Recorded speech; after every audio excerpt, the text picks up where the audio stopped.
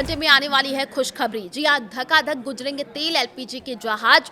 भारत के यार ने हॉर्मूज का टंटा खत्म किया है। नमस्कार, मैं हूं आपके साथ आयुषी गुप्ता।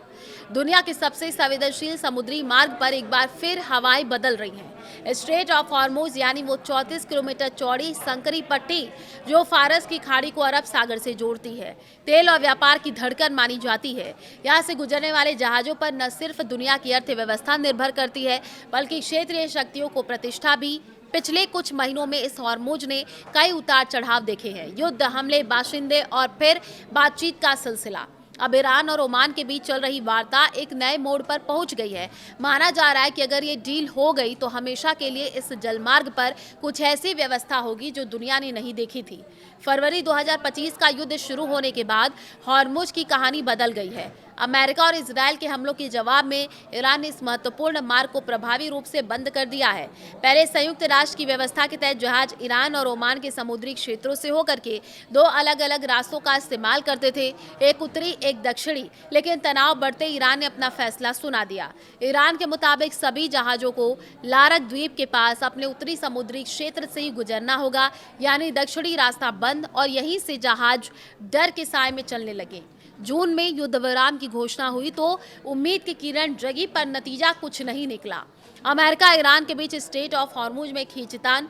अमेरिका ने सुझाव दिया कि जहाज ओमान के तट के पास दक्षिणी मार्ग से आ जा सकते हैं, लेकिन ईरान ने इस प्रस्ताव को ठुकरा दिया। उसकी नज़र में उसके अधिकारों पर हमला था। इसका नतीजा क्या हुआ ये भी आप जान लीजिए। फिर से जहाजों पर हमले शुरू हो गए। तनाव एक बार फिर से चरम पर पहुंच चुका है। समुद्र में अनिश्चितता छा गई है। दुनिया भर के तेल बाजारों में हलचल मच गई है और इसी उलझन भरे माहौल में संकट मोचक के तौर पर सामने आया ओमान। पड़ोसी देश और हॉर्मूज में साझेदार होने के ओमान ने मध्यस्थता की भूमिका निभाई है। जब पाकिस्तान, तुर्की, कतर भी फेल होते नजर आए तो ओमान आगे आए, जिसे ईरान ने भी सकारात्मक प्रतिक्रिया दी है। अब अमेरिकी राष्ट्रपति डोनाल्ड ट्रंप का दावा है कि सिर्फ 48 घंटे और हैं और इस बीच हॉर्मूज की समस्या का समाधान हो जाएगा। दोनों देशों के बीच बातचीत शुरू हुई है और ईरान के सरकारी चैनल प्रेस टीवी के मुताबिक ये अब अहम दौर में पहुंच चुकी है।